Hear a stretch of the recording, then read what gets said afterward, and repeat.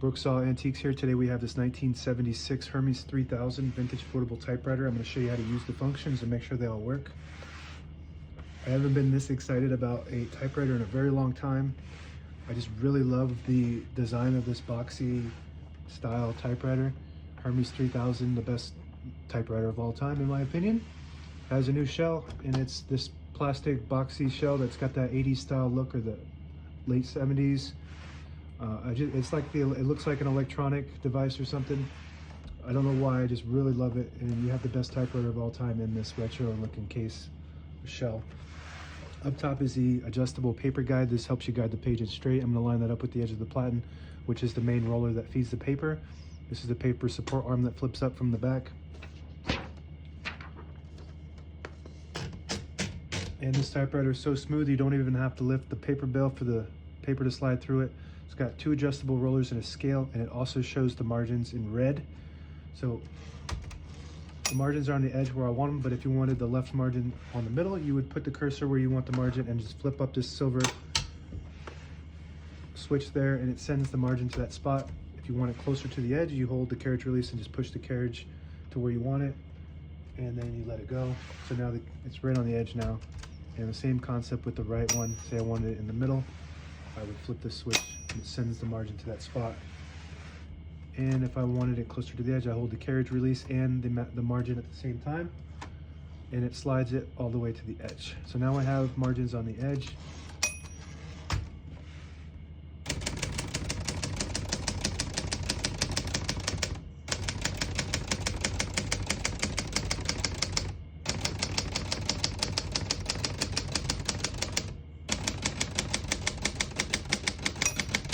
Once you hear the bell, you're at the end of the margin. You hit this line space, get you back to the beginning, and skips 1, 1.5, or 2 spaces. Right now we have it on single, but if you want 1.5, you just flip that switch forward, it skips 1.5. Flip it forward one more time, it skips 2. That works good. We're going to keep that on single for now and finish typing. I was actually able to type all of the keys on one line because this has Elite typeface, which prints 12 characters per inch. So it's a little bit smaller than your average Pica, which prints 10 characters per inch. So on this next line, I'm going to print a sentence in red. Switch from black to red. There's a switch right here on the right. You flip that all the way up to the top, and it prints. It's got a red square. And if you have it all the way on the bottom, it's got a white square that doesn't print any ink at all. It just leaves a stencil for copying purposes. Flip it up one, you see the blue on the top there. That will print the top portion of the ribbon, which is black. Put it on the yellow, it prints right down the middle, so it's half black and half red. And so we're gonna move that up for red.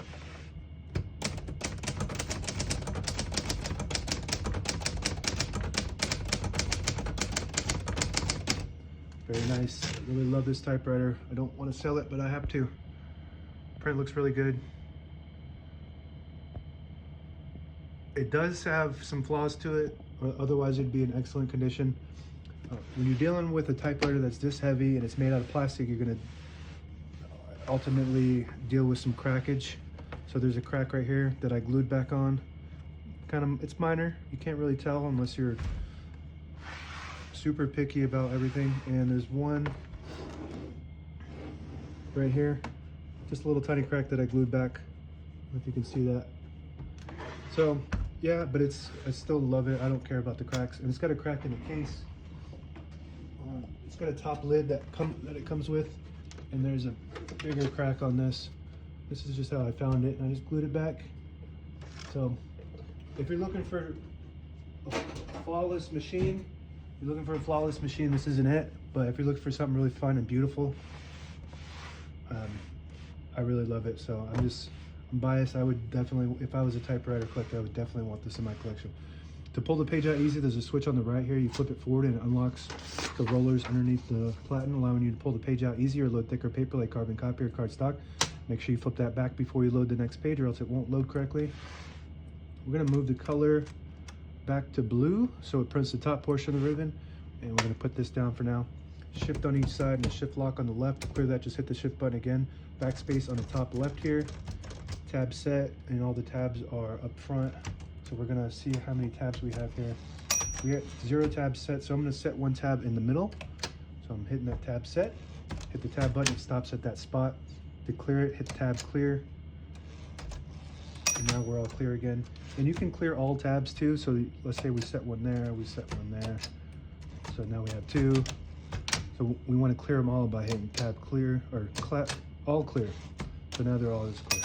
But I like to keep one in the middle so that way on all typewriters, so that way when you hit the tab button, it doesn't go slamming all the way to the end, causing wear and tear on your typewriter. And right next to that is the margin release. When you get to the end of the margin, there's a mechanism that blocks you from printing. And if you hit that margin release, it will allow you to go all the way to the end. That works good. I think that's it for the keyboard. There's a touch control up top here, goes from 1 all the way up to 4. And that just increases the tension when you hit the keys, so they do respond faster, but you got to hit them harder for them to print when it's high. When it's on low, you don't have to hit the keys as hard to print, but they don't respond as fast. The hood comes up. Let's see. You want to be careful with this whole thing because it's just plastic. It's made out of hard plastic. Which it's just the style that this was the style then. They want to make these things lighter and obviously a little cheaper to make, so they made them out of plastic. Maybe easier to get the design they wanted.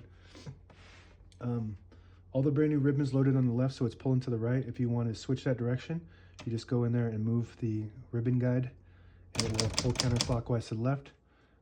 And if you move it to the opposite direction, it'll pull clockwise to the right, and that's the direction we want it to go. We're going to keep it going that way. And this just kind of, let's see. So I'm just going to set it on top and just push it. There we go. Easy to put on. Carriage release on each side. The smoothest typewriter in the game. All of the functions of this typewriter is exactly the same as the older Hermes 3000s. You can exchange these parts with those and everything. So the shell is different. I think the carriage is exactly the same. Like the carriage has metal, so they just pretty much put an old 3000 carriage on a new shell. So everything else is the same. This is your lock, your carriage lock. You flip it down and it locks in the middle. So when you have it in a case, it protects the escapement, which is the mechanism that allows the carriage to advance when you type. So those gears, if you don't have the carriage secured, those gears can break inside and cause a major damage. And this is the carriage release on this side. Extremely smooth. Smooth as it gets when it comes to typewriters. This is the best of the best. And if you move this lever all the way to the back, this is your line space indicator. It'll disable the spacing so you get to an exact spot on the page, but and it also will do a half a space. So you push it to the 1, and you get the clicks. Each one of those clicks is a half a space. And also if you pull out the knob here, it disables the spacing just the same way, except for you get to keep your spacing the way it is. So push it in and you get the clicks. And that's it. Now available on eBay or Etsy. Search Brooksaw Antiques.